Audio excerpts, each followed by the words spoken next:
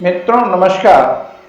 मैं डॉक्टर हरिवंश पांडे आप सभी का गीता सत्संग चैनल में स्वागत करते हैं। आज के सत्संग का विषय है यक्ष युधिष्ठिर संवाद। रामायण में कहा गया है कि ब्रह्मा ने जल की रक्षा के लिए कुछ प्राणियों की रचना की। जो लोग चिल्लाते थे रक्षा महे, हमें रक्षा करने दो, वे राक्षस कहलाए, जबकि जो यक्षमय कहते थे यानी हमें खाने दो, वे यक्ष कहलाए। तब से राक्षस और यक्ष समान लेकिन विरोधी प्राणी रहे हैं। महाभारत में कथा आती है कि पांडव और कौरवों में जुए का खेल चला। उसमें एक शर्त के अनुसार पांडव 12 वर्ष वन में रहेंगे, 13वां वर्ष गुप्त होगा। अगर कौरव पक्ष ढूंढ लेता है तो फिर यही प्रक्रिया अपनाई जाएगी। मूल ये कि पांडव भले ही शक्ति संपन्न हों पर सारी जिंदगी वन में ही रहें, ऐसा षड्यंत्र था। तो पांडव अपने 12 वर्ष वन की शर्त निभा रहे थे। यह कथा महाभारत के वन पर्व के 313वें अध्याय से ली गई है। इस अध्याय में 133 श्लोक हैं। इस कथा को वैशंपायन जी परीक्षित पुत्र जनमेजय को सुना रहे हैं। जनश्रुति के अनुसार यह संवाद जिले प्रतापगढ़ के रानीगंज अजगरा में स्थित एक सरोवर पर हुई थी। कुछ लोग बरेली के लिल्लौर झील पर हुई थी ऐसा कहते हैं। तीसरे मत के अनुसार समस्तीपुर में एक झील है, वहां पर हुई थी। तो कथा कहती है कि पांडव वन में विचरण कर रहे थे और उनको कड़ी प्यास लगी, पर पास में कोई सरोवर नहीं दिख रहा था। पांचों भाई बैठ गए, विचार करने लगे कि क्या किया जाए। तभी अनुज नकुल ने कहा, मैं देखता हूं। वे सरोवर की तलाश में निकल गए। थोड़ी ही दूर गए थे, एक स्वच्छ जल से युक्त झील दिखी। झट नकुल जल में घुस गए। जल पीने ही वाले थे कि एक आवाज आई, नकुल, इस जल पर मेरा अधिकार है, इसे ग्रहण करने से पूर्व मेरे प्रश्नों का उत्तर दो। ऐसा न करने पर तुम मृत्यु को प्राप्त हो जाओगे। पर नकुल ने इस पर ध्यान न देकर जल पी लिया। थोड़ी ही देर में वे बेहोश हो गए। ऐसे ही अन्य 3 पांडव भी वहां आए और बेहोश होते रहे। अंत में युधिष्ठिर आए। सभी भाइयों को बेहोश देख वे चिंतित हो गए, पर गौर से देखने पर साफ हुआ कि ये किसी हथियार से नहीं मारे गए। वे विलाप करने लगे, पर धर्म पर अडिग युधिष्ठिर ने सोचा कि विलाप उचित नहीं है। पहले जल पीकर सोचता हूं कि इनकी ये गति कैसे हुई। किसी व्यक्ति में इतनी सामर्थ्य नहीं कि वो भीम और अर्जुन को परास्त कर दे। कुछ षड्यंत्र तो है। ऐसा विचार कर वे जलाशय में गए, पर उनको भी वही आवाज सुनाई दी। युधिष्ठिर ने कहा, आप कौन हैं? आप अपना परिचय दें और सामने भी आए। एक यक्ष दिखा, एक विशाल काय वाला देव स्वरूप। बोला, मैं यक्ष हूँ। तुम्हारे भाइयों से भी मैंने यही कहा, पर वे न माने और बेहोश हैं। युधिष्ठिर ने कहा, आप प्रश्न करें। यक्ष ने कुल 100 प्रश्न किए। प्रश्न सारगर्भित हैं, सभी को जानना भी चाहिए। कथा की विशिष्ट बात ये प्रश्न ही हैं। समयाभाव के कारण कुछ प्रश्न पर ही हम लोग वार्ता को सीमित रखेंगे। यक्ष ने पूछा, सूर्य को कौन उठाता है? उसके चारों ओर कौन चलते हैं? उसे असत कौन करता है? और वह किसमें प्रतिष्ठित है? युधिष्ठिर बोले, ब्रह्म सूर्य को ऊपर उठाता है, देवता उसके चारों ओर चलते हैं, धर्म उसे असत करता है। भाव है, सूर्य की ड्यूटी है सतत देदीप्यमान रहना। इसी कारण वह सीमित आयु का है। सूर्य की आयु 4.6 बिलियन वर्ष है, जिसमें से वह आधा पूरा कर चुका है। अभी 5 अरब वर्ष इसकी आयु बाकी है। तो धर्म के कारण ही समाप्त होगा, या कहें कि धर्म ही असत करता है और वह सत्य में प्रतिष्ठित है। यक्ष ने पूछा, राजन, मनुष्य श्रोत्रिय किससे होता है? महत् पद किसके द्वारा प्राप्त करता है? वह किसके द्वारा द्वितीयवान होता है और किससे बुद्धिमान होता है?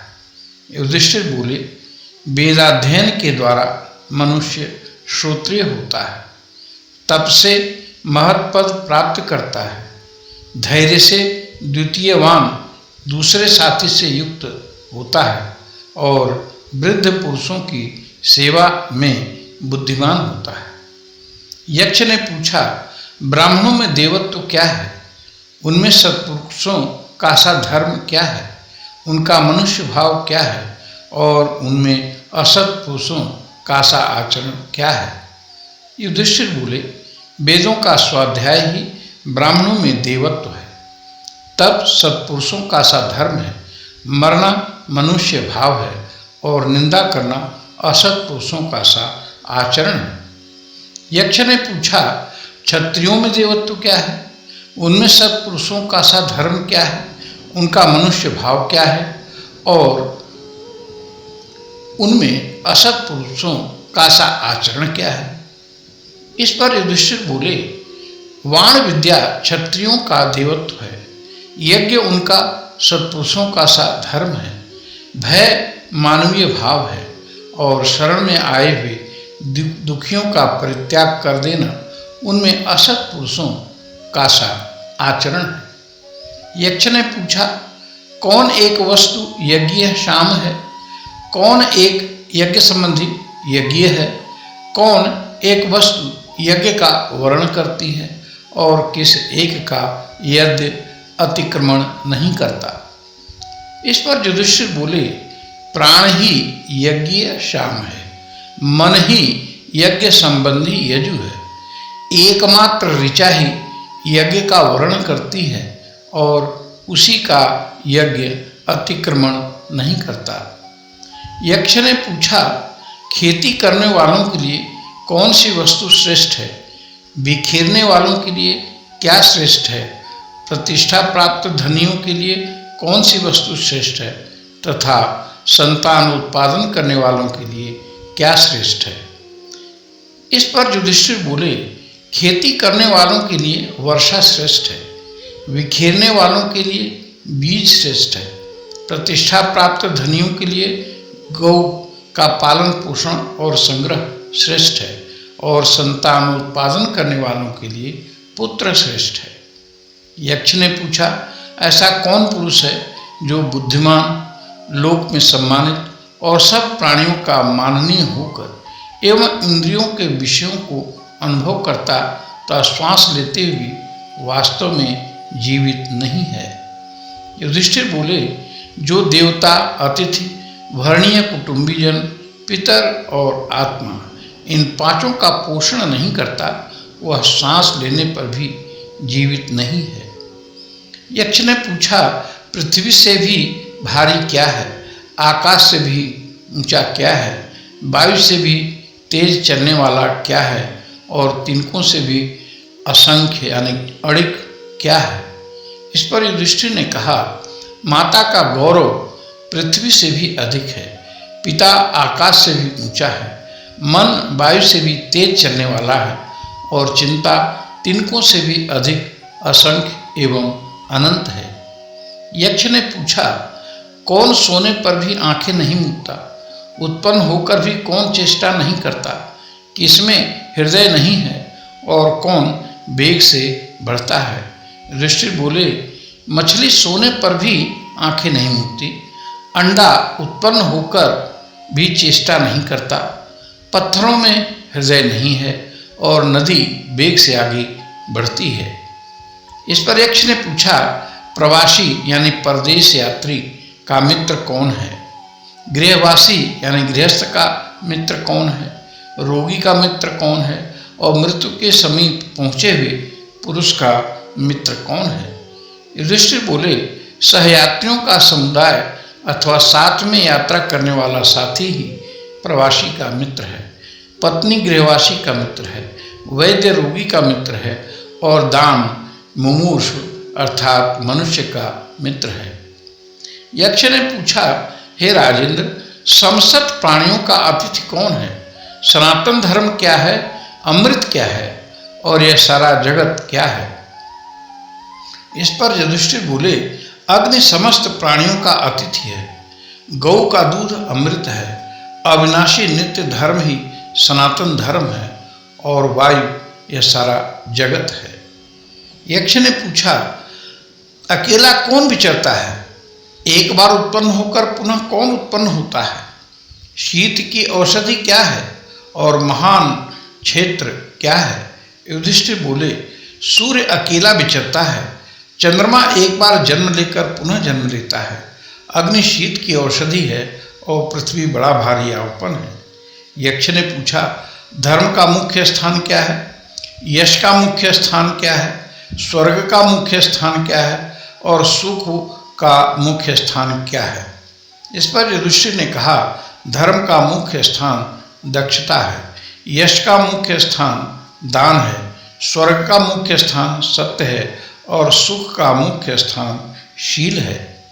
यक्ष ने पूछा, मनुष्य की आत्मा क्या है? इसका दैवकृत सखा कौन है? इसका उपजीवन यानी जीवन का सहारा क्या है और इसका परम आश्रय क्या है? युधिष्ठिर बोले, पुत्र मनुष्य की आत्मा है, स्त्री इसकी दैवकृत सहचरी है, मेघ उपजीवन है और दान इसका परम आश्रय है। यक्ष ने पूछा, धन्यवाद के योग्य पुरुषों में उत्तम गुण क्या है? धनों में उत्तम धन क्या है? लाभों में प्रधान लाभ क्या है और सुखों में उत्तम सुख क्या है? युधिष्ठिर बोले, धन्य पुरुषों में दक्षता ही उत्तम गुण है, धनों में शास्त्र ज्ञान प्रधान है और लाभों में आरोग्य श्रेष्ठ है और सुख में संतोष ही उत्तम सुख है। तर्क कहीं स्थित नहीं है, श्रुतियां भी भिन्न भिन्न हैं, एक ही ऋषि नहीं है जिसका मत प्रमाण माना जाए, तथा धर्म का तत्व गुहा में निहित है अर्थात अत्यंत गूढ़ है, अतः जिससे महापुरुष जाते रहे हैं वही मार्ग है। इस महामोह रूपी कड़ाहे में भगवान काल समस्त प्राणियों को मास ऋतु रूप करछी से उलट पलट कर सूर्य रूप अग्नि और रात दिन रूपी ईंधन के द्वारा रांध रहे हैं, यही वार्ता है। यक्ष ने पूछा, परंतप तुमने मेरे सभी प्रश्नों के उत्तर ठीक ठीक दे दिए हैं, अब तुम पुरुष की भी व्याख्या कर दो और यह बताओ कि सबसे बड़ा धनी कौन है? युधिष्ठिर बोले, जिस व्यक्ति के पुण्य कर्मों की कीर्ति का शब्द जब तक स्वर्ग और भूमि को स्पर्श करता है तब तक वह पुरुष कहलाता है। जो मनुष्य प्रिय अप्रिय सुख दुख और भूत भविष्यत इन द्वंद्वों में सम है वही सबसे बड़ा धनी है, और जो भूत वर्तमान और भविष्य सभी विषयों की ओर से निष्प्रिय शांतचित्त सुप्रसन्न और सदा योग युक्त है वही सब धनियों का स्वामी है। यक्ष ने कहा, राजन, जो सबसे बढ़कर धनी पुरुष है उसकी तुमने ठीक ठीक व्याख्या कर दी, इसलिए अपने भाइयों में से जिस एक को तुम चाहो वही जीवित हो सकता है। युधिष्ठिर बोले, हे यक्ष, यह जो श्याम वर्ण अरुण नयन सुविशाल शाल वृक्ष के समान ऊंचा और चौड़ी छाती वाला महाबाहु नकुल है वही जीवित हो जाए। यक्ष ने कहा, राजन, यह तुम्हारा प्रिय भीमसेन और यह तुम लोगों का सबसे बड़ा सहारा अर्जुन है। इन्हें छोड़कर तुम किस लिए सौतेले भाई नकुल को जिलाना चाहते हो? जिसमें 10,000 हाथियों के समान बल है, उस भीम को छोड़कर तुम नकुल को ही क्यों जिलाना चाहते हो? सभी मनुष्य भीमसेन को तुम्हारा प्रिय बतलाते हैं, उसे छोड़कर भला सौतेले भाई नकुल में तुम कौन सा सामर्थ्य देखकर उसे जिलाना चाहते हो, जिसके बाहुबल का सभी पांडवों को पूरा भरोसा है? उस अर्जुन को भी छोड़कर तुम्हें नकुल को जिला देने की इच्छा क्यों है? युधिष्ठिर बोले, यदि धर्म का नाश किया जाए तो वह नष्ट हुआ धर्म ही कर्ता को भी नष्ट कर देता है, और यदि उसकी रक्षा की जाए तो वही कर्ता की भी रक्षा कर लेता है। इसीलिए कहा गया है, धर्मो रक्षति रक्षतः। इसी से मैं धर्म का त्याग नहीं करता, कहीं नष्ट होकर वह धर्म मेरा ही नाश न कर दे। मेरे पिता की 2 रानियां थीं, कुंती और माद्री। कुंती का एक पुत्र मैं जिंदा हूँ। अब धर्म यही है कि माद्री का एक बेटा भी जिंदा हो जाए, इसलिए धर्म यही है कि नकुल जिंदा हो जाए। इस पर यक्ष बहुत खुश हुआ और चारों मृत पांडवों को जीवित कर दिया। तो हम अपनी वार्ता को यहीं विश्राम देते हैं। आप सभी को बहुत बहुत धन्यवाद। यक्ष ने पूछा, सुखी कौन है? आश्चर्य क्या है? मार्ग क्या है? तथा वार्ता क्या है? मेरे इन 4 प्रश्नों का उत्तर देकर जल पियो।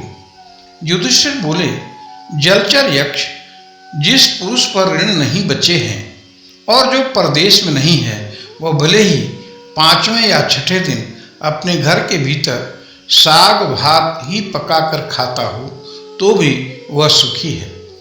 संसार से रोज रोज प्राणी यमलोक में जा रहे हैं, किंतु जो बचे हुए हैं वे सर्वदा जीते रहने की इच्छा करते हैं। इससे बढ़कर आश्चर्य और क्या होगा।